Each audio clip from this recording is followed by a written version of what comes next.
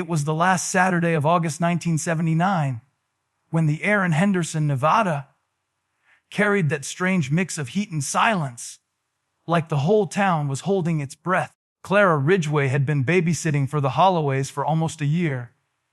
She was 17, bright, responsible, and saving up for college. That evening, Mrs. Holloway asked her to arrive early, around 6:30 p.m., since she and her husband had a late charity dinner to attend.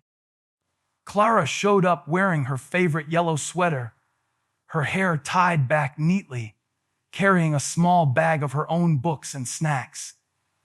The house sat at the edge of a long, winding street, one of those places where the streetlights flickered just enough to make you uneasy.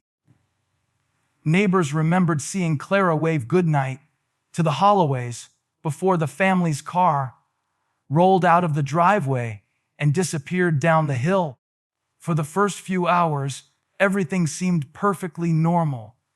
Clara gave little Evan his dinner, helped him into his pajamas, and read him Goodnight Moon before tucking him into bed at 8:15 p.m. Around 8:40, a thunderstorm started rolling in, the kind that rattles the windows and makes the lights flicker for just a second too long. One of the neighbors, an elderly woman named Mrs. Carter, recalled seeing shadows moving in the Holloway kitchen window as the rain began to fall. She thought it was just Clara cleaning up the dishes. But then she heard a sudden, sharp noise, a scream, quick and muffled, followed by what sounded like glass breaking. She hesitated, unsure if she should call someone, but when the sound stopped, she convinced herself it was just the storm playing tricks on her mind. At exactly 9:43 p.m., another neighbor reported hearing something even stranger, a dragging sound, like furniture being moved, followed by one single slam of a door. When the police arrived hours later, they found the front door locked from the inside and every window latched shut. Evan was still sleeping soundly, clutching his stuffed bear, completely untouched. But Clara was gone. Her purse sat on the couch. Her shoes were near the rug by the stairs, and a pot of half-washed dishes was still in the sink. Nothing appeared stolen, and there were no signs of forced entry. Only one thing stood out, a wet, bare footprint near the back door, small, almost childlike, facing inward, as if whoever made it had walked into the house, not out. And from that moment on, the Holloway home was never the same. The investigation began before dawn. Detectives, dogs, and volunteers combed through the neighborhood while rainwater soaked the lawns and carried muddy footprints down the sidewalks. Inside the Holloway home, every light blazed as officers photographed, dusted, and searched for anything that could explain Clara Ridgeway's disappearance. Detective Henry Cross, a man known for his sharp instincts and short temper, led the case. He immediately noticed something strange. Nothing in the house seemed out of place, but there was an eerie stillness, like the house itself was hiding something. Clara's belongings were intact. Her bicycle was still chained outside, and even her book, half read, lay open on the coffee table as if she had planned to return to it. The phone line was working, but there were no outgoing calls that night. To the police, it looked like she simply vanished into thin air. As the days turned into weeks, the Holloway family's behavior began to draw suspicion. Mr. Holloway appeared nervous during questioning, constantly rubbing his temples and deflecting even the simplest inquiries. Mrs. Holloway, on the other hand, seemed calm, too calm. When asked if Clara had ever mentioned quitting, she replied coldly, "Girls like her change their minds all the time." But Detective Cross wasn't satisfied. He interviewed neighbors who mentioned hearing arguments between Clara and Mr. Holloway days before she disappeared. Some said they heard shouting. Others claimed to have seen Clara crying by her car in the driveway. Still, with no physical evidence, the police couldn't press charges. The Holloways stopped cooperating soon after, hiring a lawyer and insisting they were being harassed. By early 1980, the case began to crumble under the weight of dead ends. Leads dried up, witnesses moved away, and rumors filled the void. Some claimed Clara had run off with a boyfriend. Others whispered she'd been kidnapped by a stranger passing through town. But Detective Cross refused to let it go. He returned to the house alone several times over the years, convinced there was something beneath it, something no one wanted to find. He once told a fellow officer, "I can feel her here. The air changes when you step inside." But by 1981, the department officially closed the case, marking Clara Ridgeway as missing, presumed dead. The Holloways sold the property, left town quietly, and the tragedy faded into local legend.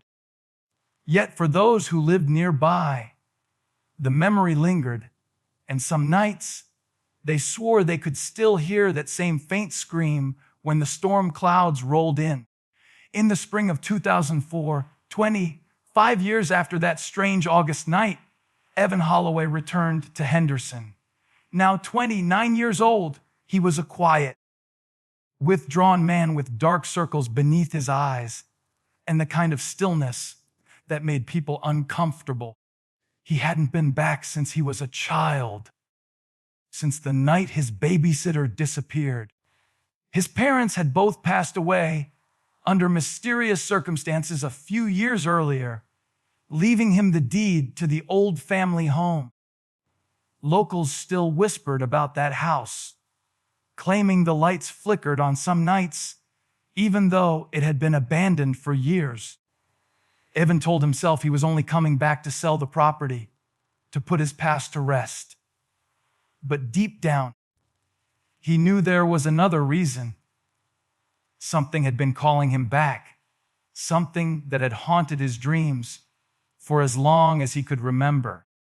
When Evan first stepped onto the property, the house looked smaller than he remembered, but somehow more menacing.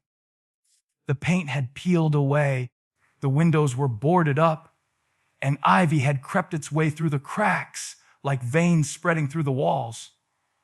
The air around it felt thick, too quiet, like the rest of the neighborhood was holding its breath. As he pushed the front door open, the rusty hinges let out a low, painful creak that echoed through the empty halls. Inside, the smell hit him first, a heavy mix of rot, dust, and something faintly familiar, sweet, like old perfume. The furniture was still there, covered in sheets stiff with age, and a single child's toy sat on the floor near the stairs. His heart tightened when he saw it. It was his toy, the same stuffed bear that had been beside him the night Clara vanished. Its glass eyes were cracked, and the stitching along its belly had come loose, as if someone had opened it and sewed it back up again. Evan explored room after room, flashlight in hand, his footsteps stirring up decades of dust. In the living room, he found old photographs of his parents, smiling stiffly beside a teenage Clara. In every picture, Clara's expression seemed off. Her smile forced, her eyes tense, as if she knew something wasn't right. Then he reached the nursery, his old room. It was almost untouched.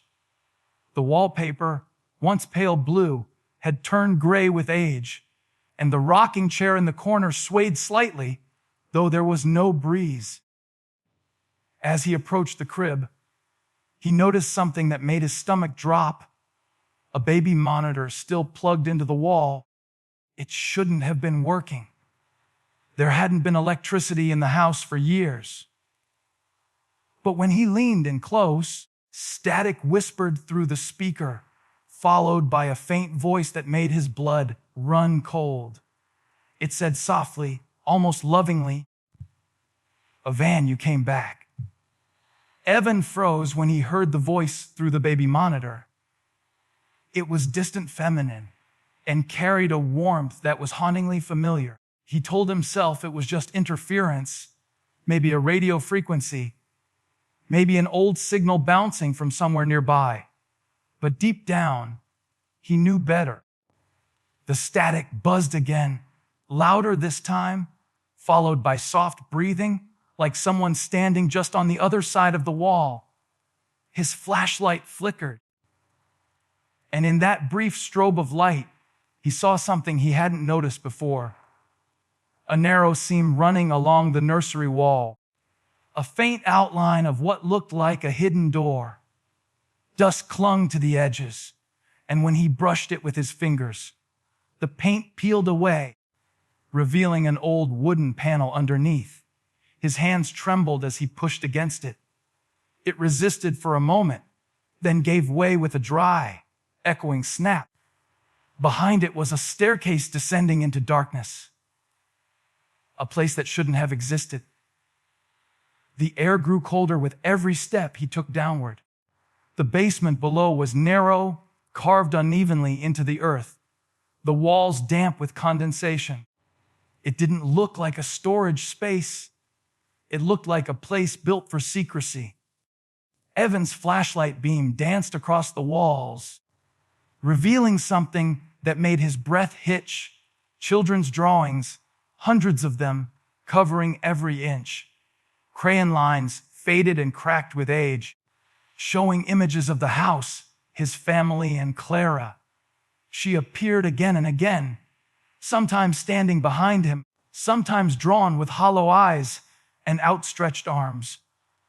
Some drawings showed her smiling, others showed her face blacked out entirely. Evan's heart pounded as he recognized the handwriting beneath each sketch. His own, from when he was 4 years old.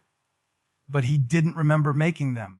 It was as if the walls had been preserving a part of his memory he was never meant to see again. Then, near the far corner, his flashlight caught a small wooden box resting on the floor, half buried in dust. He knelt and opened it, and inside were objects that shouldn't have survived the years. Clara's silver necklace, tarnished but recognizable.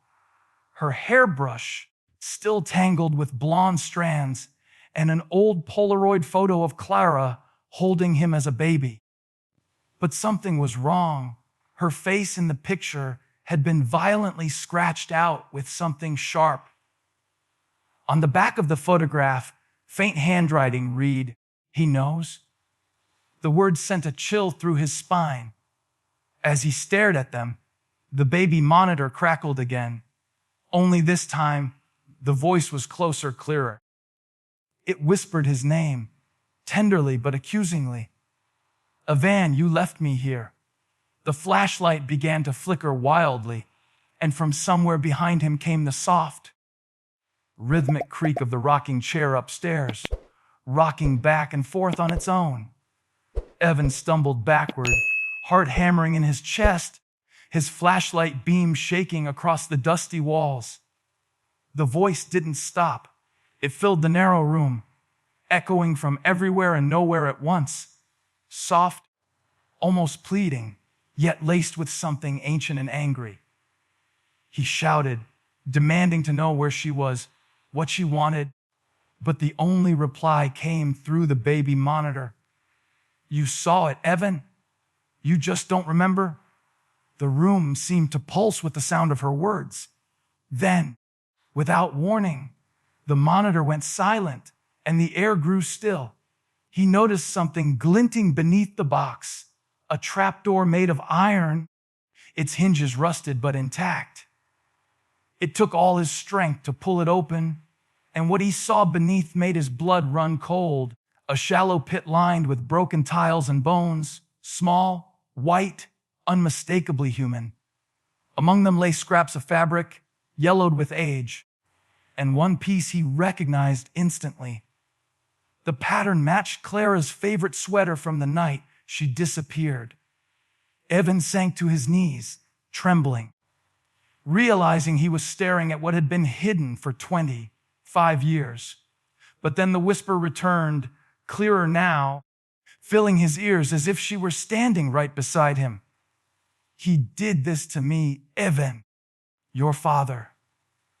The memories came flooding back in fragments, the muffled shouting, his mother's sobs, the crash of something heavy falling down the stairs. He remembered Clara's hand grabbing his, her voice telling him to run and hide. And then, nothing but darkness. His father had told him she'd left suddenly, but standing there now, in the cold glow of his flashlight, he saw the truth carved into the walls. There were symbols etched into the stone, rings, markings, and shapes he couldn't understand. He took a step closer and saw one word repeated in shaky handwriting: renewal. The same word appeared in his father's old journals, the ones that spoke of sacrificing innocence to preserve life. The Holloways hadn't been victims. They had been participants. His father had killed Clara as part of something twisted, something that the family had been hiding long before he was even born. Evan didn't sleep that night. He sat in the basement until sunrise, reading through the old journals and the Polaroids, listening to the faint hum of the baby monitor that somehow never lost power. Every so often, he felt a cold hand brush his shoulder, not threatening, but guiding. By the time he left the house, his face was expressionless, his eyes hollow, as if he'd made peace with something no one else could understand. 2 weeks later, both of his parents were found dead in their new home across the state. The coroner said it was heart failure, simultaneous, inexplicable, almost synchronized. The police found no evidence of foul play. But on the mirror in their bedroom, written in the faint trail of condensation, were 2 words that chilled investigators to their core: she's free. And from that night forward, no one ever saw Evan Holloway again. They say the Holloway house no longer exists. The land was sold, the structure torn down, and a new family home was built over it years later. But the builders, those who worked late into the night, told stories of hearing footsteps in the dirt foundation, soft humming beneath the concrete, and the faint scent of perfume drifting through the air when no one was around.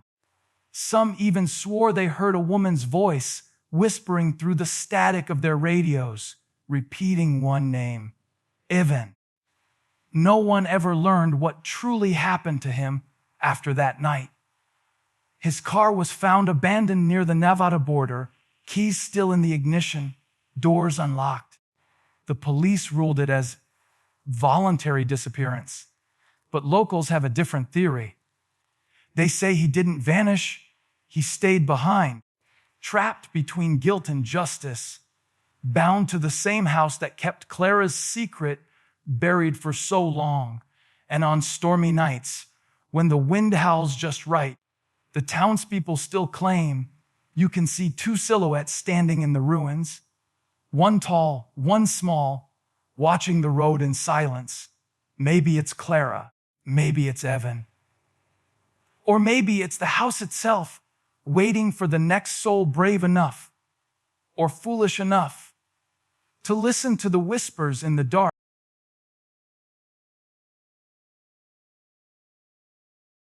If you liked this video, don't forget to hit that like button, share it with your friends, and drop your thoughts in the comments below. Most importantly, subscribe and hit the bell icon so the next secret finds you first.